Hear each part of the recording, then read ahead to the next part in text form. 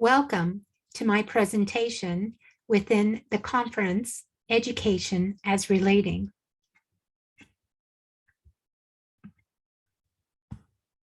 My name is Dr. Susan Mossman Riva, and I will be presenting my research on transformative pedagogies, the Transformagram Portfolio using autoethnography in transformational learning. I work at the University of Creighton in Omaha, Nebraska. I live in Switzerland in a ski resort on top of a mountain, and I teach online. I also teach at the Naturopathic School in Valais, Switzerland, and I am presenting the pedagogies that I have created to bring my students the possibility to learn with experiential pedagogies. So incorporating narrative methods. I came upon this idea of using autoethnography and duoethnography because I myself had written Homing In and an adopted child's story mandala of connecting, reunion, and belonging. And the writing process allowed me to discover the potential of autoethnography and how it generates transformation for the individual, but also relational transformation. Then I added duoethnography as a method in my pedagogies, a transformagram pedagogy that emerged from my autoethnographic process and teaching story is also within the article that you will find in the bibliography, from lithograms to transformagrams. And I invite you to look at my website, as I have a blog for each chapter of my book and the Giveaway Girls giveaway book that allows people to enter into the different phases of autoethnography. From lithograms to transformagrams, this is one of the concepts that emerged as I was writing. I was writing about a lithogram, and then I found an article that spoke about transformagrams. So I've been using transformative pedagogies to generate individual and social change processes, designing practices and methods that open space for constructive social change using duoethnography, meaning that students work with partners, and this enhances the reflexive process, and creating methods that engage and transform lifelong learners. The definition of the transformagram concept is within this quote from Hinton and Kiermaier, the flexibility hypothesis of healing. The schema that represents the transformation could be termed a transformagram. The transformational schemas often operate by first introducing an analogical state or image and then bringing about a transformation in the analog, which influences the afflicted person's original mirrored state, what might be called the therapeutic technique of mirror and shift. The notion of transformagram is broader than that of metaphor because it may include other forms of trope, imagery, and embodied or enacted transformation. Within my courses, I have used this concept of transformagrams to show how autoethnographic and duoethnographic practices can be a form of transformational healing, and also using pedagogy as a therapy. It becomes one of the avenues for creating more flexibility. While writing, I realized how the autoethnographic process was transforming my lithogram into a transformagram. Seeding an ecology of life. So there are different cultural metaphors and theories that are important within the concept of the Transformagram pedagogy, a culture of care and a culture of encounter, supporting integrative medicine and integral ecology. The conflict resolution aspect is extremely important because to arrive at a culture of care and a culture of an encounter, we need mediation, we need narrative conflict resolution.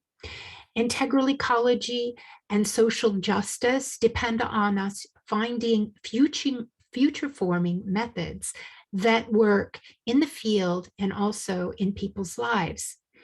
And this has all been seeded for me through the autoethnographic and duoethnographic methods.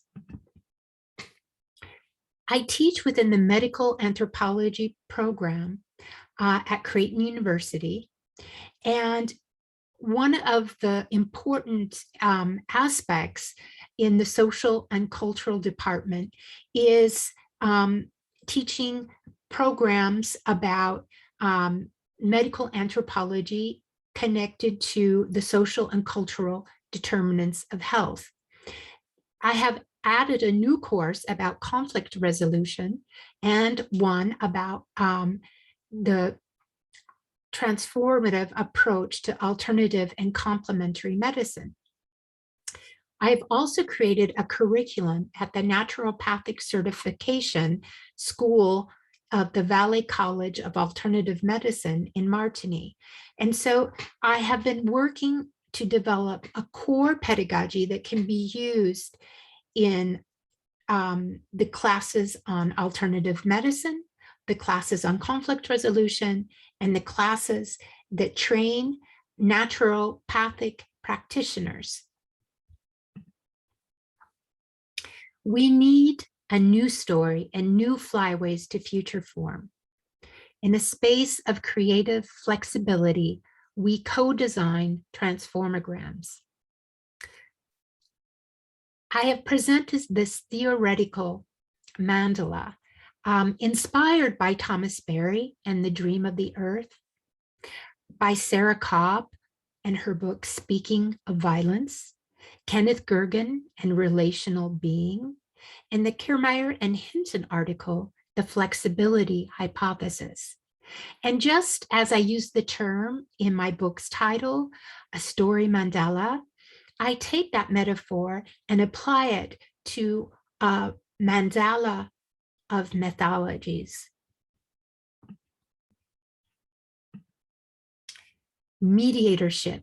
As I was writing in my autoethnographic process, words emerged. The word mediatorship became a very important word. It is a vessel, a container. Many words in English end with ship.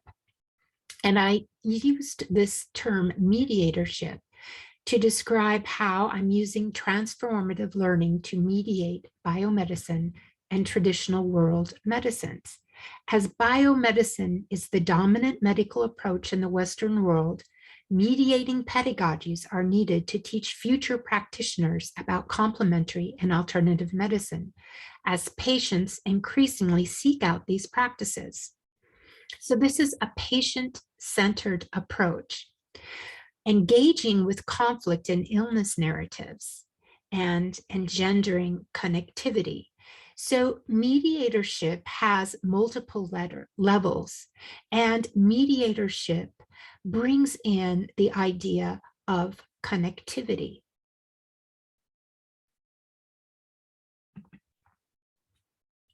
Mediatorship is a vessel of mediation practices.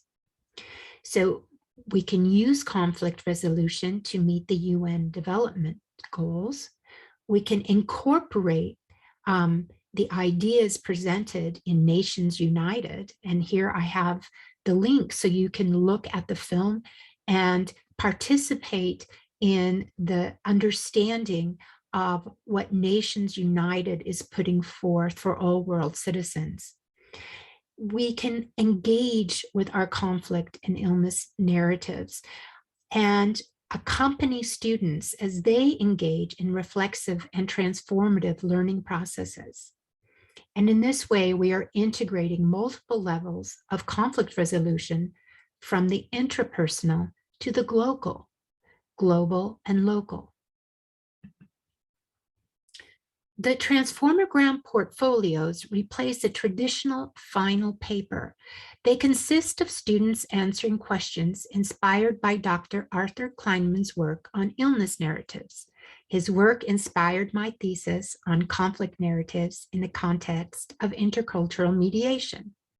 And I did my PhD with the Taos Institute in 2009, and you can find my thesis on the website. The questions create reflexivity about the illness or conflict narrative the student has chosen to develop for their portfolio. So first, I ask students to make a video of their conflict and illness narrative. Then they enter into a writing process, a story mandala incorporating aesthetic representations and course literature. They begin by answering Kleinman's questions, generating the autoethnographic process. And then they share their work with their duoethnographic partner to create even more reflexivity about their process. Part of the process is to make a cartography of resources and relationships.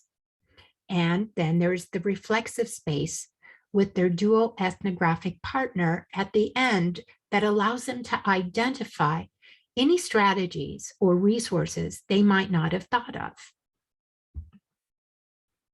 So the transformagrams elicit both flexibility and reflexivity, opening experiential learning space for conflict resolution.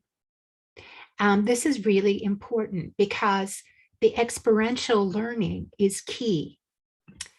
Opening experiential learning space for life-giving practices, including conflict resolution. Often, when we begin to look at an illness narrative, we see it's also related to a conflict narrative. Initiating an integrative medicine approach that allows students to construct a holistic healing strategy is an important part of the process. Giving value to medical pluralism generates constructive social change by sensitizing future practitioners. Developing narrative inquiry, narrative therapy, and appreciative inquiry approaches with reflexive portfolio evaluations and interviews reinforces the process. And evaluating the effectiveness of this approach is a part of the ongoing pedagogical development process.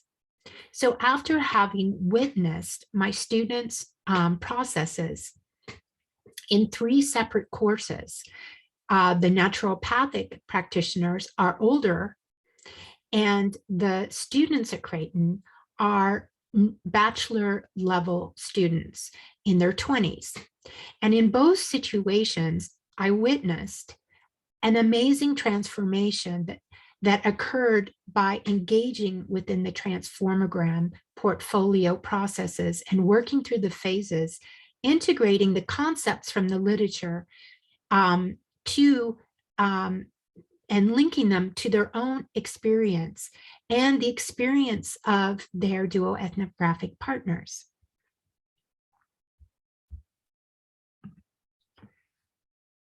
Naturopathic medicine is based on traditional European medicine. So a balanced life approach is rooted in traditional European medicine.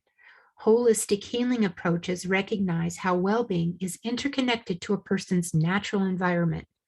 Insights related to environmental issues are integrated into the systemic approach to well-being. Traditional European medicine is rooted in the writings of Saint Hildegard von Bingen, a Benedictine nun who lived in the 1200s in the Rhine River Valley region. The pillars of her medieval medicine provide the foundations for naturopathic medicine. Her vision was rooted in the earth and rooted in the sky. A book written by Dr. Sweet. She used the term virididus to describe the greening power of God that can be understood as generative.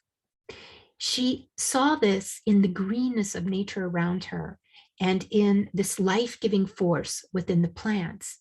And this is why the Transformagram approach is based on a generative approach. Here you have a picture of the Holy Grail. The Holy Grail is the Sacro Catino in the St. Lorenzo Cathedral in Genova, Italy, that I have visited twice. It is a metaphor, but it is also a way that I have come to use history and legend and metaphor to enhance the Holy Grail way, a concept that emerged from my autoethnographic process.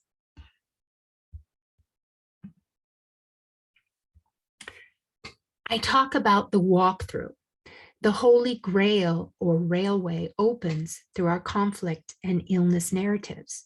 When you look at the word grail, the secret or the enigma is in the word grail, which is also rail, a railway. We are storied beings. Subsequently, the power myth has to transform life history is ever present. Refashioned and retold, the Holy Grail is a vessel, a sacred quest, and a legend with the power to enchant and transform. Storing gives form to existence. Our stories are an intricate part of our cultural inheritance.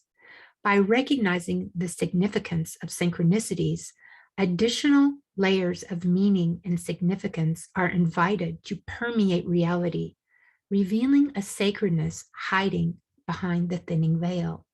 This is a quote from my book, Homing In. While working with students, it became clear that we were co-writing narratives of belonging in and on Earthship, which is a way of describing a relational approach of living on Earth and living in relationship with Earth. Using a transformagram pedagogy, we are able to enter into new relationships with Earth, with our environment and our bioregions, with the relational matrix that links us and connects us to our families and communities, and also to living wisdom. When we enter into the autoethnographic process, we connect to a form of living wisdom that guides us and allows us to find our inner compass.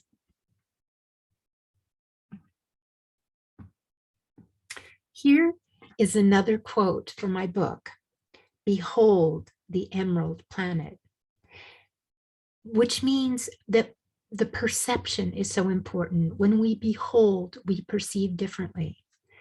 And when we enter into the transformagram process, our perceptions are transformed. As I hold the Book of Changes, the I Ching falls open to, on the earth is water, the image of holding together. An offering for this ending, here hexagram, genogram, lithogram, and narrative transformagram are intricately laced together. As we behold, we actively transform the image. When seen from space, our emerald planet, Earthship, takes on the form of chalice, vessel, and sacred container, holding us together.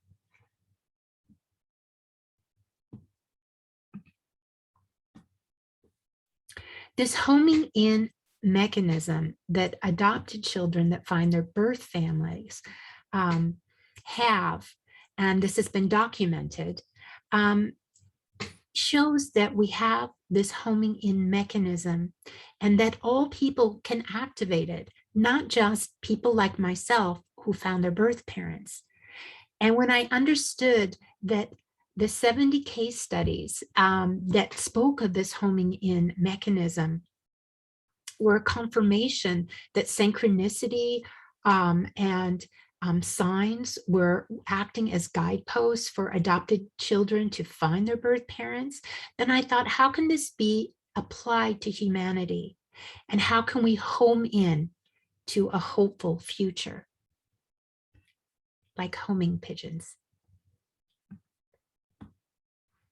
And this led me to think differently about narrative practices. So connecting multiple narrative methods within integrated conflict resolution continuums, spanning from the individual to the global, is my new way of perceiving my work. It's interpersonal, using auto and duoethnography, to enter into the individual, family, and community conflicts. We have narrative mediation and narrative therapy as practices that can support resolution processes. For societal changes requiring problem solving, there is narrative conflict resolution.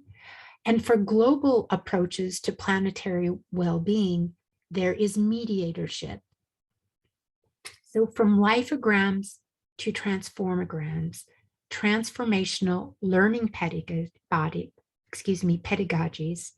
and transformagram portfolios add to the toolbox,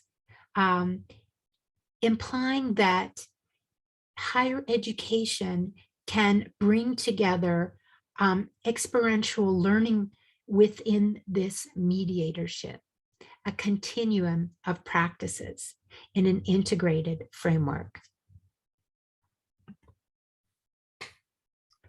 Incorporating transformational processes in higher education.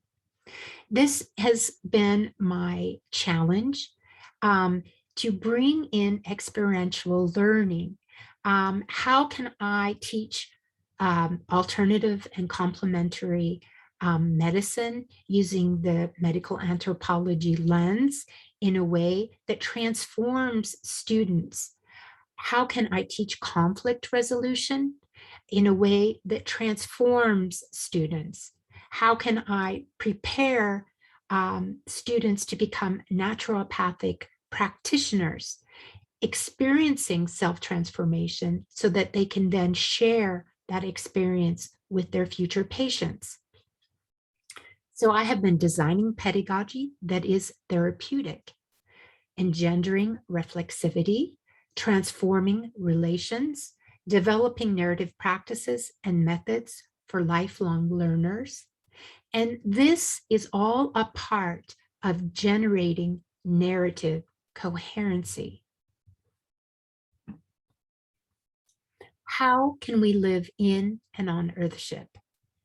Transformagram pedagogy reinforces relational practices in higher education. So here you have my two websites, the website for my book, and also the website that has all of my academic articles that you might want to look at. And my most recent article, from lifograms to transformagrams. I have also included my email if you would like to reach out to me. I work, as I said before, at Creighton University, but I live in Switzerland in the French-speaking part of Valais, in the Four Valleys, and between Verbier and Latsuma, where I'm often on top of the mountain, either skiing or hiking. And now I will share with you the bibliography. You see that I am using Sarah Cobb's work in narrative conflict resolution, Denzin's work in interpretive autoethnography, Pope Francis's encyclicas, Kenneth Gergen's research that talks about future forming research, the Hinton and Kiermaier article that brings forward this idea of transformagrams and applying transformagrams to education. Mikosi, the book that I teach, in my course on alternative and complementary medicine, my book, Homing In, an adopted child story mandala of connecting, reunion, and belonging, my article, From Lifeograms to Transformagrams, Storing Transformational Processes and Pedagogies, and duoethnography, written by Sawyer and Norris, that proposes this method for education, and Sweet's book, Rooted in the Earth, Rooted in the Sky, Hildegard of Bingen and Pre-Modern Medicine. And her book is an anthropological approach to Saint Hildegard's work, Causes and Cures, and the texts that were left by Saint Hildegard von Bingen that allows us to understand her approach to viriditas. I will end with this picture of our beautiful planet, and I invite you to look at my websites, and I look forward to hearing from you and continuing the conversation. Enjoy the conference, and I hope to meet you in the glow-vertical world. Thank you.